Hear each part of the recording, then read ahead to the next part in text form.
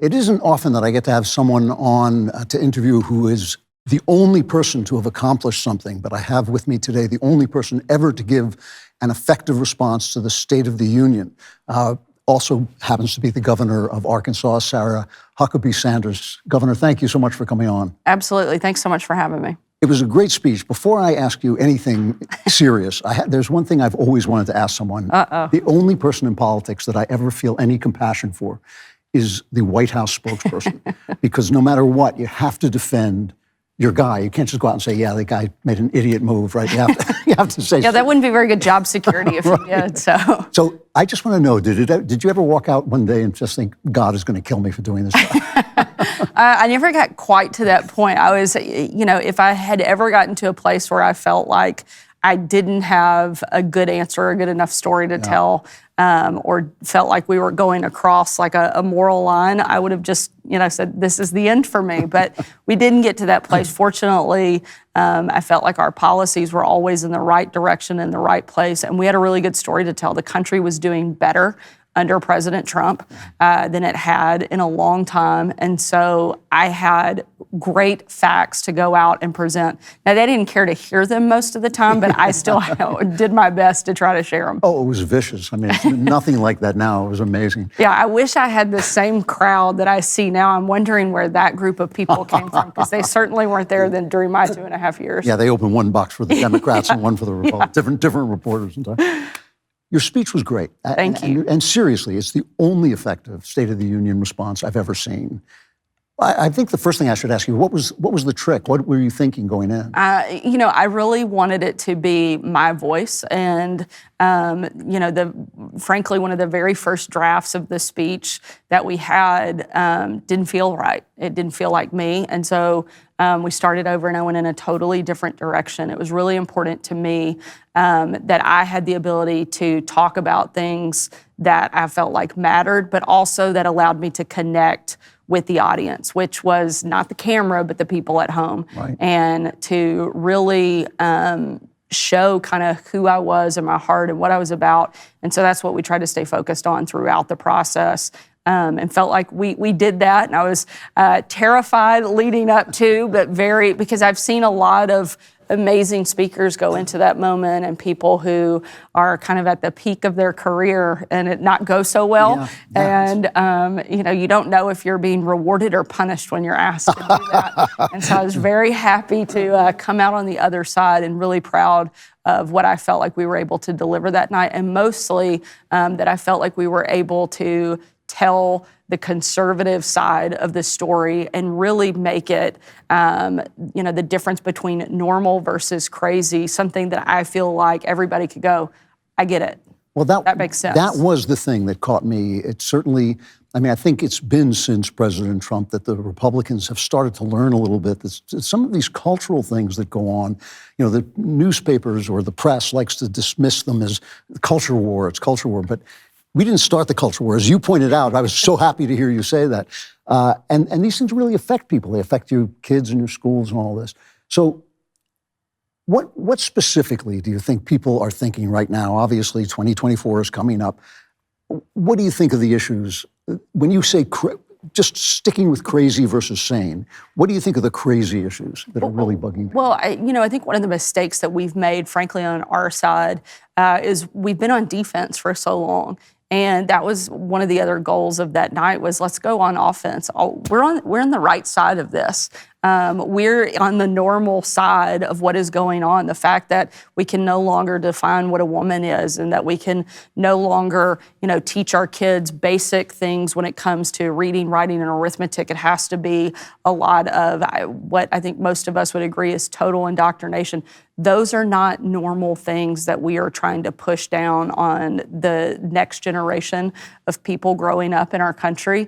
And so making a clear contrast, I think, is really important, but also not acting like we're in the wrong here because we are not. And going back on offense and defining who we are and what we're about, and not being afraid of the nasty names that we know that they're going to call us, because we, believe in God, we have faith, we care about, our families and a mom and a dad and things like that. I don't think we're in the wrong, and I think we need to go out and tell that story. So what specifically things, I mean, I know the last governor of Arkansas was a Republican, right? And he vetoed anti-transgender bills. Would you sign those if they came back? I mean, would you do what we did here in Tennessee? Absolutely, and our legislature actually overrode his veto, so that did go into effect. Okay, and so I spoke out at the time and said that I would have signed that legislation. And we have things, we just have passed through the House, our Arkansas Learns legislation,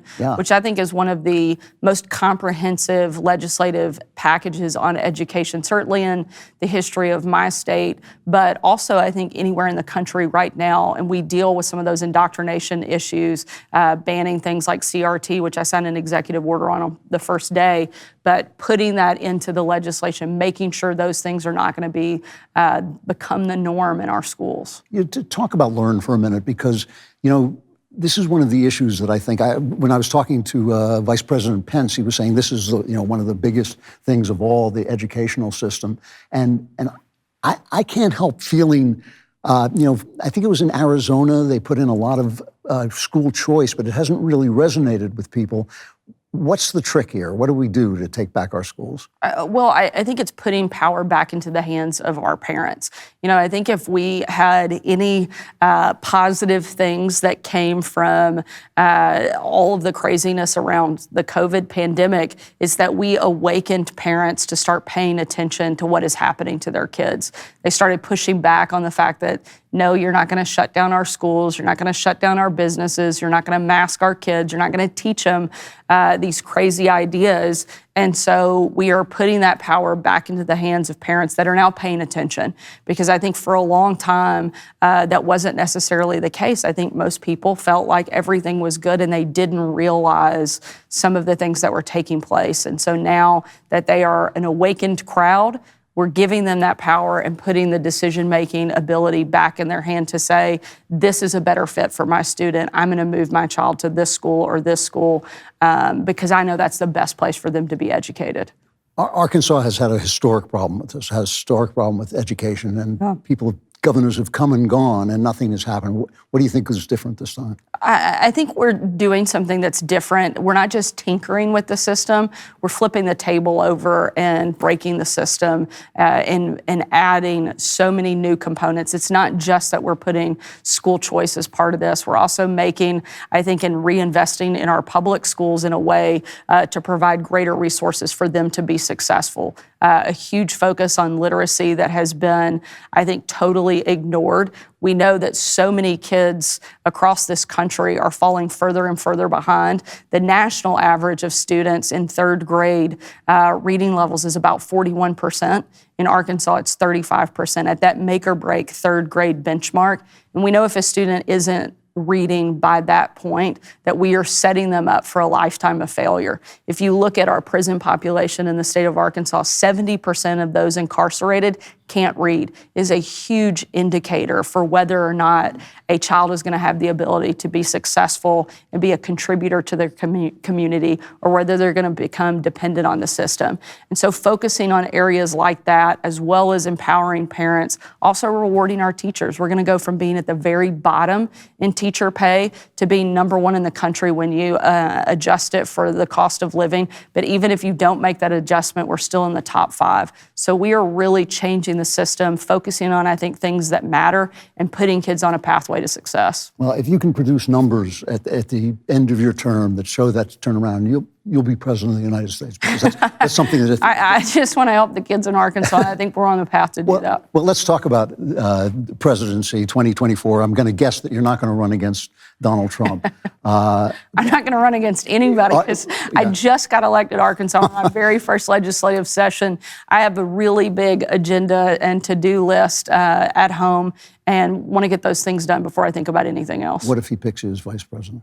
I think that there are a number of other great options. I'm really happy to be back home in Arkansas. I did 2.5 years in D.C., and I'm happy to be back home, and I love the job I'm doing, and looking forward to getting a lot of things done. All right. I noticed you slipped that question, but I'm going to let you go because it's a tough one. No Jim Acosta here. We can keep going.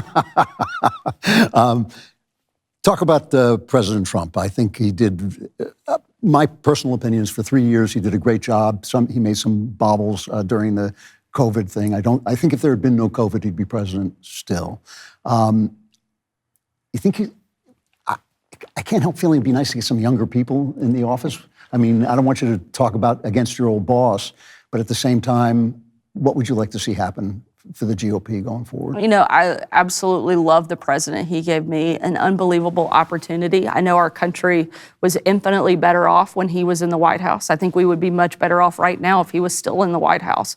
I know a lot of the things that we are seeing the Biden administration destroy, he would never have allowed to happen if he was president. We'll see what happens. I don't think, I talk a lot about the new generation of leadership, but I don't think that's based on age. I think that's based on energy and innovation, and I think he has more of that than most of us combined.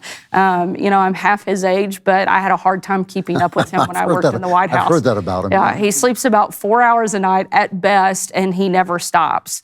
And I do think that he was an innovator and brought a new sense of energy to the party that, frankly, we hadn't seen.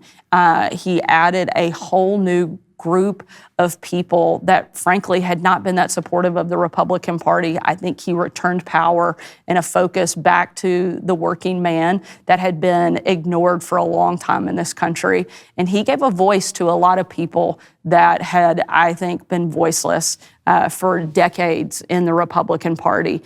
And so we'll see what happens moving forward, but I don't think anybody can challenge him when it comes to the influence and the energy and the innovation, frankly, that he brought to the party and could probably still deliver today. We started out kind of joking about the press, but I thought one of the most important things President Trump did was call the press out. And I had heard a lot of people, insiders, a lot of political insiders, who would say to me, the GOP will never win until they understand that they're running not against the Democrats, they're running against the press. Looking forward, if you had the leaders of the Republican Party in a room and you had to tell them one thing about dealing with, to me, what is now a corrupt industry, what would you say to them?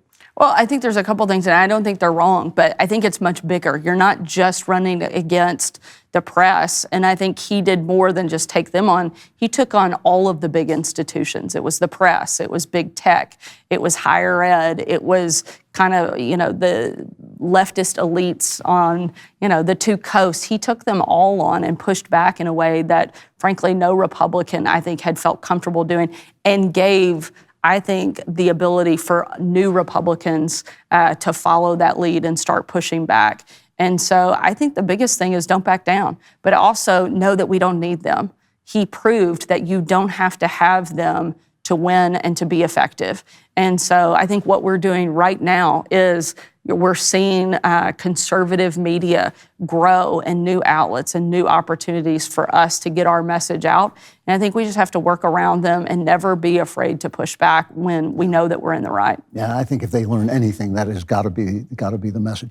What else, when you look at the country, what's the agenda of the GOP going forward on a national level? I think that we're really at a crossroads. To me, it's very simple.